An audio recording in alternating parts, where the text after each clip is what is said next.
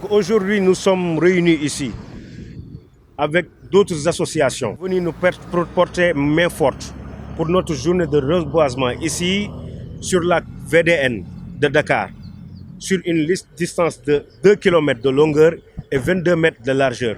Et pourquoi? Le monde nous a interpellés. Il y a le réchauffement climatique, il y a le dérèglement climatique, il y a les inondations, le réchauffement climatique causé par les émissions de gaz à effet de serre.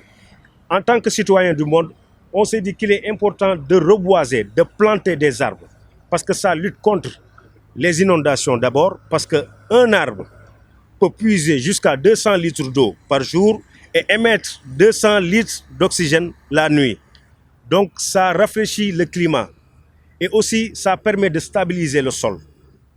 C'est pourquoi on s'est dit que c'est nécessaire de reboiser les grands axes qui sont sur Dakar, en toute collaboration avec le capitaine des eaux et forêts, chef de secteur de la foresterie de Dakar, qui nous a bien organisé et ménagé et même fédéré toutes les forces vives, notamment l'autorité locale, les associations et des ONG. Donc c'est pourquoi on s'est réunis ici pour faire le lancement de cette journée. On a prévu de mettre ici 700 pieds d'arbres. Aujourd'hui c'est le lancement, on va en mettre une centaine dans une philosophie que la personne qui vient planter cet arbre-là doit dédier cet arbre ou parrainer cet arbre à un de ses défunts. Parce que l'arbre a des bienfaits, que même si la personne n'est plus sur terre, ces bienfaits le rejoignent jusqu'à dans sa tombe. Aujourd'hui, nous sommes là sur la VDN dans le cadre d'une activité de reboisement, mais une activité de reboisement qui sera accompagnée par une sensibilisation, c'est-à-dire une communication qui va permettre à ce que cette initiative qui a été prise par l'association Action Teranga, dirigée par Madame Si et son adjoint M. Ousmane Sen, que nous remercions au passage, qui sont en train d'abattre un excellent travail au niveau du département de Dakar.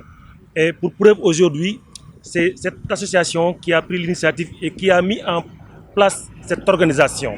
Donc nous, services des eaux et forêts, nous sommes là pour les accompagner techniquement, c'est-à-dire en amenant les arbres, en amenant un peu le personnel technique, mais l'essentiel en tout cas de ce que vous voyez comme investissement, c'est-à-dire que tout ce qui est bâche, tout ce qui est chaise, tout ce qui est communication et même tout ce qui est presse, c'est cette association qui est vraiment au devant de ça. Et là, nous lançons un message à toutes les autres associations du département de Dakar et de la région de Dakar de vraiment, en tout cas, prendre cette initiative comme quelque chose à mettre à l'échelle. C'est-à-dire qu'au niveau de chaque commune, nous, le service des eaux et forêts, on a retenu maximum 2 grandes artères.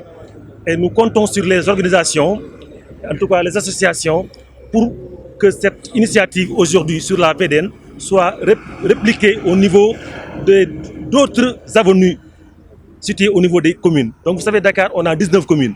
Vous voyez ici, on a dans chaque commune 2 grandes artères. On aura vraiment atteint au moins les objectifs fixés par le ministère de l'Environnement, c'est-à-dire de faire de telle sorte que l'arbre revienne à Dakar. Ça vraiment c'est un challenge qu'on s'est fixé et nous remercions au passage vraiment toutes les organisations qui sont présentes aujourd'hui ici. En dehors de l'association Action Teranga, c'est vrai qu'il y a les autres associations Cœur Vert, il y a des associations Jeunesse en Marche, HLM en ma commune, et Terre des HLM. La mairie des HLM aussi est bien représentée. Il y a aussi la mairie Mermoz Sacré-Cœur, mairie Grand Yoff. Hein? Et vraiment, c'est pour dire qu'aujourd'hui, c'est un test qui est là, mais c'est un test qu'on veut vulgariser au niveau de toutes les communes. Donc nous invitons toutes les communes à vraiment initier avec les acteurs des communes à de telles en tout cas, actions au niveau de la ville de Dakar. Si vous vous rappelez bien, avant que Dakar ne soit le Dakar actuel qu'on voit, il y avait des arbres partout. Il faisait bon de marcher dans Dakar.